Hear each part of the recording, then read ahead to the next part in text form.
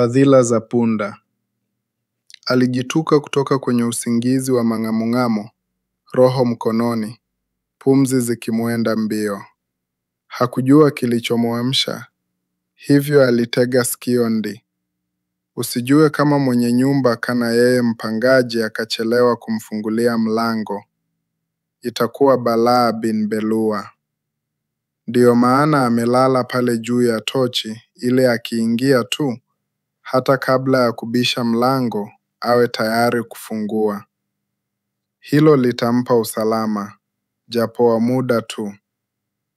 Baada ya kusikiliza kwa makini na kuchungulia nje, hakumuona aliyemtarajia. Asa akaamua asifike Laki. Hili alikumpumuzia wasiwasi mwenzeo. Maanake kesho pia ni siku. Atakuja tu. Labda gamdhia itakuwa imezidi. Imefura kama hamri lililotoa hamira. Matokeo yake aliyajua. Si bughudha hizo, nyanyaso moto mmoja. Naye yuko pale tu, subira kifuani, dua midomoni. Wajiseme mvumilivu hula mbivu ila yeye hajajua stahamala yake ingempeleka wapi? Saa ukutani ilimwambia 8 za usiku. Wakati waja wamelala, misono tu. Naye yuko pale akisubiri mtu. Mtu ambaye alipiga simu mchana. Akasoka kuipokea naye yuko pale akisubiri mtu. Mtu ambaye alipiga simu mchana. Akasoka kuipokea sababu alikuwa akiwa. Alipoiona hiyo missed call akajua basi. Tangu hapo siku yake ikaning'inia na hali ya wasiwasi. Usiku ndio huu na Mwokozi hakuingia. Hakuja adhabu ya kutopokea simu ingekuwa gani? Mara ya mwisho ilikuwa teke lililompata tumboni sawasawa. Asiweze kujinyoosha siku 2 kwa maumivu makali. Alikumbuka kuelekea kitandani kuulitimisha usiku wake kwa sababu ni wazi mgeni haji tena. Akawa anapita kikoe kwenye veranda. Chenyepe kimepasuka. Kumbukumbu ya pigo jingine. Kisingizio kuwa chakula hakikukuwa chumvi. Hakujaa sura iliyomtazama kioni. Si yeye huyo. Kovu shuvuni. Donda linaloelekea kupona kipajini. Alikumbuka sura alizoona kioni. Kila kovu shavuni halikupenda pale enzi. Kidukizo chake chepesi. Sura alizoona kioni. Kila kovu shavuni halikupenda pale enzi. Lila mara ikijishoboea na vidu kudhihiri lila alipochoka. Ila ilikuwa ada kwake. Tabasamu na vicheko havimuidhimishi midomoni. Sasa kucheche kukalikuwa nda kama tu. Baada ya kusikiliza kwa kweli akajua. Yeye aliyekuwili, amejaa maumivu tele. Suala kikajitunga fikrani mwake. Na kama mwangu, likawa linajirudia tena na tena. Mbona ikawa hivi? Mbona Luki akakujwa kama mzigo wa moto, habebeki. Habebeki kamwe? Yakaja maswali lukuki kwa sababu hayakuandamana na majibu. Fikira zimechoka.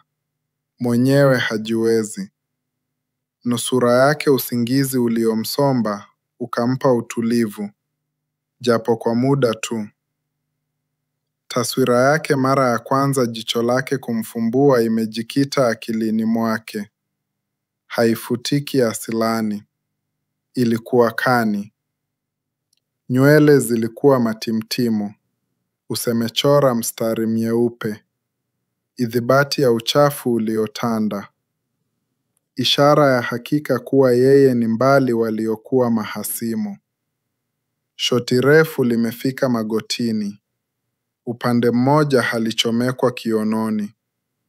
Shoti lenyewe limekuwa mararu. Limemganda mwilini kama kigaga. Sura alifunjo uzi umeotoka kiononi. Bila huo uzi ingeijondokea. Lilia hakujua alitoka wapi mvulana yule hadi kumchopeka ndani katika darasa la mwanzo, bale masikioni. Hata mwalimu aliyemfanya kujigamba hakuamua asiwadhulumu bali kutoa kwa upole. Lilia hakujua alitoka wapi mvulana yule hadi kumchopeka ndani katika darasa la mabalege kanisani. Hata mwalimu aliyeita alipoingia, hamkuwa na nafasi nyingine ya kuketi. Ila alipokuwa ameketi bintiye mhubiri, Senior Pastor Zaimani, Lilia hakuona budi ya kumsikiliza. Amri ya kumpenda jirani yake ndiyo ilikuwa funzo la Jumapili ile. Labda katumwa mfuli huyu na Mwenyezi Mungu kumjaribu. Somo liliendelea hadi tamati. Lakini kabla mwalimu hajaondoka, akapiga mgeni kwa kujitambulisha. Alipofungua kinywa kama hivi, moyo wa Lilia ukawa jiwe tena.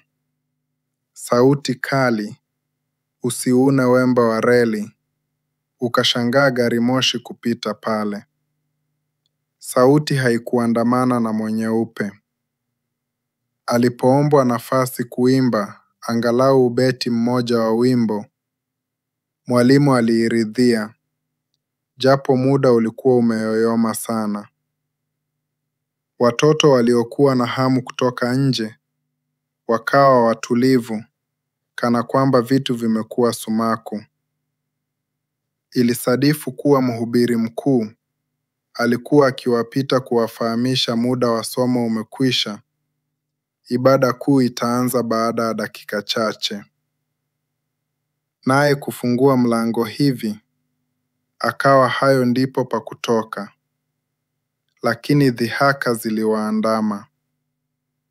Vibarua alivyovipata mama kwa tukizi havikutoshi kulipia kibanda walichokodi hapo, wala hawakuhitaji vitu, kwani aliyewapa hayo kodi walichokodisha au chakula, sahau mahitaji mengine. Baba, ulimuona yule mvulana? Maskini, mavazi haina. Lakini sauti yake, sijawahi kusikia nyingine kama hiyo. Hata wale waimbaji mashuhuri unaowaalika hawamfikii hata chembe. Anaitwa Luka. Lilia siku zote husema kama mzima. Jicho lake halikosi kuchunguza na ulimi wake kutangaza matokeo ya uchunguzi huo. Baba mtu aliahidi kumwalika ofisini baada ya ibada ya Jumapili ambayo ingefuata. Hii ni baada ya kusumbuliwa na bintiye. Kila alilokataa naye, aliishia kuridhia. Kila alilokataa naye, aliishia kuridhia. Ila ni baada ya kusumbuliwa na bintiye. Kila alilolakala, akamkaa ni Luka tu. Mara tutamsaidia vipi? Mara tumwalike huyu nyumbani. Baba alijua mwanawe alihitaji mwenzake wa kucheza naye na kumshajiisha kualika wasichana wenyewe. Lakini Lilia na tabia zake za kiutu uzini, hana marafiki wa rika lake hadi sasa. Alimtuma mtu wa uburi mwenza, upande wa pili wa nchi. Ana shule ya upili. Luka atagharimia masomo kazi ndogo ndogo wakati wa mwisho wa juma na likizo. Hili lilimuua kutangua ukafrika. Kabla haujavua daraja, ukawa mfumo wa tabia ya kuchechea, kama moto kuuvuvia, barua na jumbe za mapenzi. Badala yake liliuchochea na kumuita, ni nusu ya kuonana eti. Hapo ndipo simu zikipigwa moja moja, Lilia akawa ashiki madhumuni, mapenzi yalidhihiri.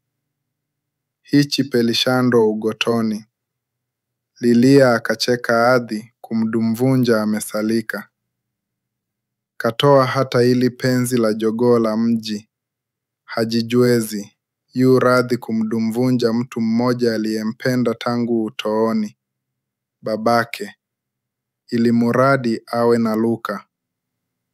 Walingijia chongini kusoma. Chuo kimoja, bahati gani hii? Baba mtu ambaye alikuwa akigugua alisononewa na uhusiano ule.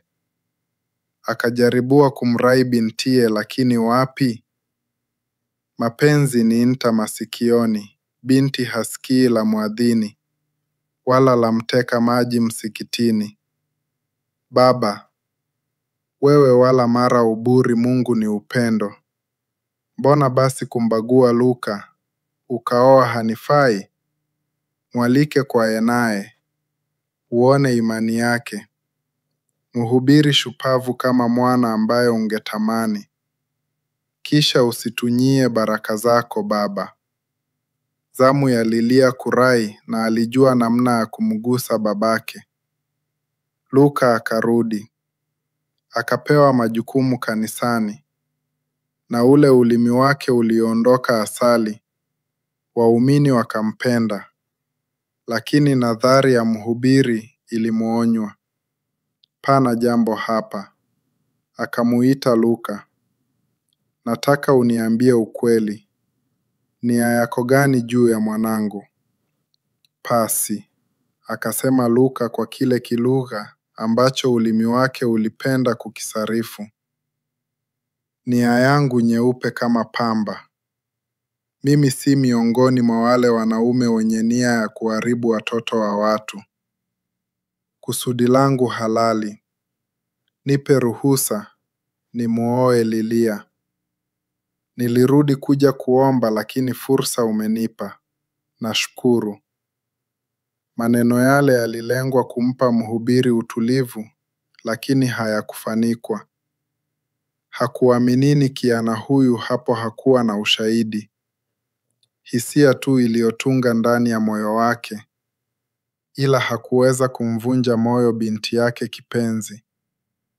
Baraka wakazipata, wakafunga pingu za maisha, pingu zilizokuja kumlemea Lilia. Mustakabali wa binadamu ni usiku wa giza. Luka alifanya kazi kanisani na matunda ya kazi yake yalidhihiri. Watu walitoka hati nchi za mbali kuja kuombewa naye wapate miujiza. Kanisa lilifurika, likapanuliwa, hata maliema yakaongezwa. Mhubiri mkuu ni babake Lilia, lakini ukongo umemwatitishwa. Hajiwezi. Hii ni meneja wa benki moja mjini. Ndoa yaenda sawa. Baba mtu karibu asahau maomvi ya nadhari yake. Alimtuma mtu wa huburi mwenza, upande wa pili wa nchi. Ana shule ya upili. Luka atagharimia masomo, kazi ndogo ndogo, wakati wa mwisho wa juma na likizo. Hili lilimuua kutangua Ukafrika. Kabla haujavua daraja, ukawa mfumo wa tabia ya kuchechea, kama moto kuuvuvia. Barua na jumbe za mapenzi. Badala yake, liliuchochea na kumuita. Ni nusu ya kuonana eti. Hapo ndipo simu zikipigwa moja moja. Lilia akawa ashiki madhumuni. Mapenzi yalidhihiri. Hichi pelishandwa ugotoni. Lilia akacheka adhi, kumdumvunja amesalika. Katoa hata ili penzi la jogoo la mji. Hajijwezi, yu radhi kumdumvunja mtu mmoja aliyempenda tangu utooni, babake, ili muradi awe na Luka. Walingijia chongini kusoma. Chuo kimoja, bahati gani hii? Baba mtu ambaye alikuwa akigugua alisononewa na uhusiano ule. Akajaribua kumrai bintiye, lakini wapi? Mapenzi ni nta masikioni, binti asikii la muadhini wala la mteka maji msikitini. Baba, wewe wala mara huburi, Mungu ni upendo. Mbona basi kumbagua Luka, ukaoa hanifai? Mwalike kwa enaye, uone imani yake. Mhubiri shupavu kama mwana ambaye ungetamani. Kisha usitunyie baraka zako baba. Zamu ya Lilia kurai na alijua namna ya kumgusa babake. Luka akarudi. Akapewa majukumu kanisani. Na ule ulimi wake ulioondoka asali, waumini wakampenda. Lakini nadhari ya mhubiri ilimuonywa. Pana jambo hapa. Akamuita Luka. Nataka uniambie ukweli. Nia yako gani juu ya mwanangu? Pasi, akasema Luka kwa kile kilugha ambacho ulimi wake ulipenda kukisarifu. Nia yangu nyeupe kama pamba. Mimi si miongoni mwa wale wanaume wenye nia ya kuharibu watoto wa watu. Kusudi langu halali. Nipe ruhusa, nimuoe Lilia. Nilirudi kuja kuomba lakini fursa umenipa. Nashukuru. Maneno yale yalilengwa kumpa mhubiri utulivu, lakini hayakufanikwa. Hakuaminini kiana huyu hapo hakuwa na ushahidi. Hisia tu iliyotunga ndani ya moyo wake. Ila hakuweza kumvunja moyo binti yake kipenzi. Baraka wakazipata. Wakafunga pingu za maisha. Pingu zilizokuja kumlemea Lilia. Mustakabali wa binadamu ni usiku wa giza. Luka alifanya kazi kanisani na matunda ya kazi yake yalidhihiri. Watu walitoka hati nchi za mbali kuja kuombewa naye wapate miujiza. Kanisa lilifurika, likapanuliwa, hata maliema yakaongezwa. Mhubiri mkuu ni babake Lilia, lakini ukongo umemwatitishwa, hajiwezi. Hii ni meneja wa benki moja mjini. Ndoa yaenda sawa. Baba mtu karibu asahau maomvi ya nadhari yake. Kifo kilipomwiba babake Lilia, Luka akachukua hatamu za uongozi wa kanisa. Akamshirikisha mkewe kuacha kazi. Akaidai alimhitaji kudhibiti fedha za kanisa. Lakini alikuwepo mhasibu wa kanisa aliyefanya kazi nzuri. Bila kujua, Lilia akaishia kutawashwa. Kazi yake kukaa nyumbani kupokea utiriri wa wageni. Na mara moja moja andamana na mumewe alipohitaji kuandamana na mkewe. Na Luka aoneakane lakini sioneane. Umaarufu wa mumewe waongezeka kila uchao. Ashaangaza kutajwa kama mtu mwenye ushawishi mkubwa. Hata milango ya ikulu ilimfungukia. Siku moja akamwambia mkewe ashachoshwa na huburi. Anataka kuwa mwanasiasa. Lilia alipigwa na butwaa. Hakuwahi hata kuota akina mkewe kwa nini ase. Kwake siasa ni mchezo chafu. Sasa mumewe anataka kujisiriaji uchafu ule. Na yeye atakuwa kama mchezea tope. Litamrukia tu. Akajaribiu kumtembeleza mumewe, lakini wapi? Luka akishatunga nia, habadili. Lilia alitanabahali, kanisa limeuzwa. Ilikajua ilikuacha ibara ile, kazi aliyoanzisha babake. Hakutetea, alimiamaza ili kudumisha amani katika ndoa yake. Ufa wa kwanza ulidhihiriri wakati wa mieni. Mikutano ya kila siku ilimchosha sana Lilia, ambaye alikuwa mjamzito wa miezi 20 na mieni. Mumewe akitaka awe ubavuni mwake.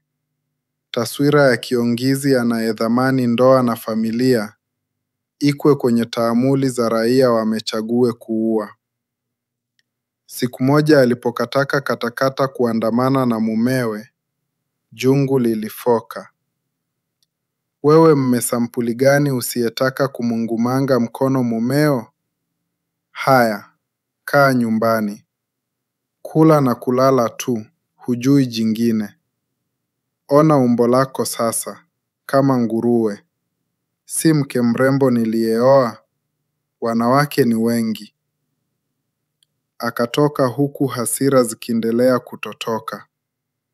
Usiku ule hakurudi nyumbani. Usiku kucha Lilia hakulala, mawazo tele. Siku ya pili jioni, mairani wakaitwa kumpeleka hospitalini. Luka bado hajarudi nyumbani. Madaktari walishindwa kudhibiti mimba yake. Lilia alilia machozi kikombe tele. Luka alihuzunika, ilikuu kwa mada tu. Hakutaka kuwa mzazi katika kipindi cha uchaguzi. Kama ni kuzaa, palikuwa na muda wa kutosha. Yaliyopita si ndwele kwake. Lilia akatambua rangi halisi ya mumewe. Tena ndiyo ibaba yake. Miaka 4 ya ndoa hajapambikiwa hadi sasa. Hatimaye, Gavana Luka alipatiwa madaraka yamemlevya sasa. Amejijengea kasri la gavana. Wananchi wamegundua Mchundianye ndiye kumbe siye. Hajali habari hali duni ya maisha ya raia. Alitaka aliwaozeshi kumbe yeye mwongo wa kutupa. Walijihau sasa ndiyo ibada yake hubwa. Mhubiri heshkwa mhandafu. Na wanawake aliomwambia mkeo wako tele, hivi ongezee uzindii juu yake. Alipohamia kasri la gavana, alisahau kitu kimoja. Mwenziwe. Wanawake. Mwezi penzi alivyopenda kumuita Yungi enzi za yana wao. Lilia aliambiwa kuwa alihitaji kuishi kijijini ili kuwa karibu na raia. Baada ya juma zima la shughuli za ofisi, gavana alikuwa akirudi pale kutulia na kutafakari ya wiki kesho. Lilia alijinyamazia tu, kama mkwe miifu. Ashapata fumiu kuwa kuna wengine, lakini hajahukumi mumeve. Hata ui miuhidi hii imeingia doa. Labda ni uvumi tu. Lakini kuro haisemi uongo. Lisemwalo lipo na kama halipo, liinjiani laja. Siku moja akaamua kwenda ofisini kumuona mumewe katikati ya juma. Akaambiwa ametoka tu, anarudi. Akaamua kusubiri pale mapokezini. Muda wa saa, akaona mumewe anaingia akiandamana na mwanamke fulani. Vicheko na tabasamu zimewajaa. Gavana kumuona mkewe, akapigwa na butwaa. Kisha akamfoka. Wafanya nini hapa wewe? Sikujua nilihitaji miadi kumuona Mungu wangu. Mume wako? Nikiwa hapa mimi ni gavana, si mumeo. Pigia mhazili wangu simu mfahamishe. Tena lipi haliwezi kusubiri hadi mwisho wa juma? Je, huyu mwanzo akapiga simu naye? Lilia akauliza huku akimuelekezea kidole mwanamke aliyeandamana na mumewe, ambaye wakati huu anamwangalia kama ambaye aona kinyaa. Rudi nyumbani mwanamke wewe. Nitakuja jioni tuyamalize haya. Lilia, kwa vile haukupenda ugomvi, akiendezea zake nyumbani kusubiri mumewe aje wasuluhishe mgogoro. Lazima waseme mengi leo. Huku kuishi katika makazi tofauti ndipo kunazua haya. Ikibidi atahami aende kuishi na mumewe. Laiti angalijua. Jioni ile alipofungua mlango, Badala ya salamu au dundu la mumewe anayerudi nyumbani, alipokeziwa kofi ambalo lilimfanya kunya vimulimuli. Kisha kofi likiandama na teke lililomlaza kochoni, kama zigo lililosukumwa likajiangukia ovyo. Bumbwazi likaamua asilie wala kuguna. Yake muda hakuhisi uchungu, labda kutokana na kile kuduwazaa. Halafu ukaja mawimbi na mamawimbi ya uchungu. Alilia, akaguna. Yalipofungua akainua uso kumwangalia nduli aliyedhani ni mume mpendwa. Wakambalia akasisikia sauti yake. Nisikuone tena ofisini mwangu mwanamke wewe. Kuya kuniabisha, wapinzani wangu wameshindwa kumdhibiti mkewe wangu, sembuse kaunti nzima. Na hata wageni wangu huwaheshimu na hicho kidodomodo chako. Nikirikia umejoka nje ya lango lile, utajua kilichomtoa kanga manyoya shingoni. Luka alifunga kisha akaondoka zake, akamwacha mkewe kuuguza maumivu yake. Kikawa kionjo hicho, mwanzo wa ngoma. Mwanzo wa ngoma ni lele. Ndoa ishaingia doa, asali ishakuwa shubiri. Utawa ukashamiri, Lilia hana wa kuzungumza kichapo hicho alichochapwa. Siku zinapita, kila wakirija mumewe alivyaja. Na si kama kuchokora nyuki, aliongezea kipigo juu. Kisha akaumumbusha mumewe ndiye gavana. Ana uwezo wa kufanya haki kwa batili na batili kwa haki. Mara akimwona mumewe kwenye vyombo vya habari ameandamana na yule mwanamke, na watu wakikejeli kwao mashauri wake wa karibu. Alihutubu kuuliza nani, akajibwa kwa kipigo kilichomlaza kitandani siku 2. Siku moja akaamua kuripoti, na liwe liwalo. Sheria si msomeno, hana familia ya kumtetesha, wacha ajira serikali. Alipoinigia kitu cha polisi hivi, hajui nani alimpigia mkuu wa kituo. Mara akaingizwa ndani ofisini mwa mkuu huyo. Akamkaribisha kwa mikono miwili, tabasamu midomoni. Mke wa gavana, umetembelea. Natumaia gavana hajambo. Tulikuwa naye wiki jana katika hoteli moja. Karimu sana mumee. Haya, tukusaidie. Mara moja, Lilia akang'amua kwamba asingepata ajua ya pale. Akijifanya kuwa amekuja anamtatafuta askari polisi aliyemfaa siku moja. Akatafuta namna ya kukwepa maneno mengi ya mkuu wa kituo. Akaondoka. Maji yamemjaa tumboni akijua mumewe atapashwa habari kuwa alikuwa pale. Akasubiri hatima yake. Siku 2 zikapita. Kimya. Siku ya 3 akakosa kupokea simu akiwa bafuni. Akadhani mumewe angekuja siku hiyo jioni. Hakuja. Alipokuja siku 5 baada ya Lilia kwenda kwenye kituo cha polisi, Lilia alimfungulia mlango akitetema kama unyasi upepo umwapao. Mara akashikwa nywele, karibu zing'oke. Kisha akabururwa hadi kwenye chumba cha malazi. Si kipigo hicho, si makofi, si mateke, tena ya mtu aliyevaa buti. Ajabu kwamba mbavu zake hazikuvunjika isipokuwa mkono wa kushoto akijaribu kuzikinga.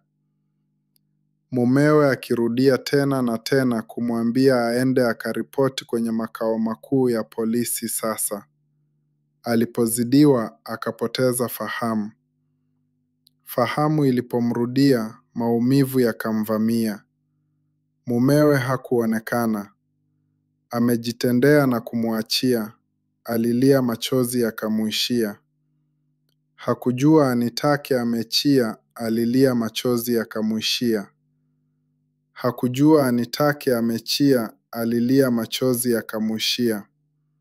Hakujua anitake amechia, alilia machozi yakamwishia. Hakujua anitake amechia, alilia machozi yakamwishia. Hakijua anitake amechia, alilia machozi yakamwishia. Alipopata fahamu, alijipata mikononi mwa mama mkwe, huku akiloa machozi ya mkazamwanwe. Alirididi neno, mwanangu. Alipomwona amepata fahamu, akamuuliza, Luka ndiye kafanya haya? Lilia akajaribu kutikisa kichwa kukubali, maumivu yakamzidia. Akaishia kuguna tu. Haya, pole mama, tulia. Amechezea yeye, ataumalia yeye. Wala usiwe na wasiwasi. Hakuumizi tena mjalaana yule. Sikujua nilikopoa maradni namna ile. Ikibidi nitamchaki 10 mpchi. Mchache wa fadhila. Hata yangaisha mapenzi, atasahau vipi mema aliotendewa na babako. Waama, fadhila za punda ni mashuzi. Mara moja akampigia mwanawe simu. Akamzomea na kumwambia atume ambuleusi mara moja. Aliposita, mama akamwambia simu ya pili atakayopiga itakuwa ya polisi na ya tatu ya kituo chochote cha habari. Wakati huo Lilia yu pale, anayakasinia laki kwa mbali. Baada ya kupiga simu, mama mtu akajishughulisha kumtafutia mkazamwana mavazi ya kumkinga na baridi. Alipojaribu kumsukuma, maumivu yakamzidia. Kabla ya kupoteza fahamu, Lilia aliusikia mlio wa ambuleusi kwa mbali. Alipozinduka, alijipata kitandani. Chumba cheupe pe, yu peke yake. Lazima ni chumba cha wagonjwa wenye chao. Siku 3 akawa pale kitandani, hajiwezi. Mama mkwe yuaja kila siku kumuguuza mkazamwana. Hakuona hatu kivuli cha mumewe. Wala hakumuuliza mama mkwe alikuwa wapi mwanawe. Siku ya 4, aliamka na kujua hakupa peke yake. Kuna mtu alikuja kando, lakini asingeweza kumtambua maana kafungwa bandeji usoni. Mguu mmoja umejinuliwa. Bila shaka ulikuwa umevunjika. Lazima ameletwa usiku wakati Lilia alalala usingizi uliochezewa na dawa alizokuwa akipewa. Lilia hakumwangalia sana, maana dawa zililemea. Alilala tena. Mchana alipokuja mama mkwe, akaelekea kwenye kitanda cha yule mtu. Lilia hakuelewa. Labda mama mtu alimjua mgonjwa yule. Bwana Gavana, uko hapa? Mama akaamuliza mgonjwa. Lilia akashtuka. Gavana yupi huyu na mbona wamo chumba kimoja? Mgonjwa hakujibu. Aliguna tu. Ikawa mama akija anakwenda na kumjulisha hali mgonjwa huyu, kisha anarudi kwa Lilia kumshughulikia. Lilia alipotaka kuuliza alikuwa nani yule, mama akamnyamazisha. Hakuwa na nguvu za kumshawishi mama kumwambia mengi. Akalala tena. Siku 3 zikapita. Lilia amepata nafuu kidogo, hajambo sana. Mgonjwa mwenzake amepata watu wanaokuja kumtembelea. Wengi, lakini hajana mtu ambaye aonekana kwa jamaa yake. Marafiki tu na wafanyakazi ambao walikuwa wamekunja nyuso zao. Jioni ya siku ya 3, akawasikia wauguzi wakisema mgonjwa huyu asiweze kutembea tena. Maana alihusika katilia ajali mbaya sana. Nusura mama yake aanze kumuuguza aibu sana. Lazima alijua ukweli. Mgonjwa ageuka chini juu kila siku zaidi ya moja. Siku ya 4, mama mtu akaja. Akamwendea yule mtu. Akamwangalia kwa muda. Luka, Luka, Luka. Lilia akashangaa. Siku 4 wamekuwa chumba kimoja na mumewe na hana habari. Mama mtu akaendelea. Yu wapi yule kiruka njia wako? Wajua yuko wapi? Amekuja siku ya kwanza kukuona. Siku ya pili, alipoambiwa na daktari kuwa huenda usiwahi kutembea tena, aligeuka na kuondoka. Hajaonekana tena. Waona sasa? Uliacha mbachao kwa msala upitao. Ulimfanya mkeo ngoma kwa sababu ya hawara ambaye hakuthamini hata chembe. Sasa angalia. Atakutunza nani? Atakuuguza nani? Maana kwako fadhila za punda ni mashuzi. Mama mtu alimgeukia mkazamwana na kumwambia kuwa daktari alikuwa ashasema kuwa ameruhusiwa kwenda nyumbani. Lilia aligeuka na kumwangalia mumewe. Hakuwa na hakika, lakini alidhani aliona chozi moja likitiririka kutoka jicho lake la kushoto ambalo halikuwa limefungwa kwa bandeji.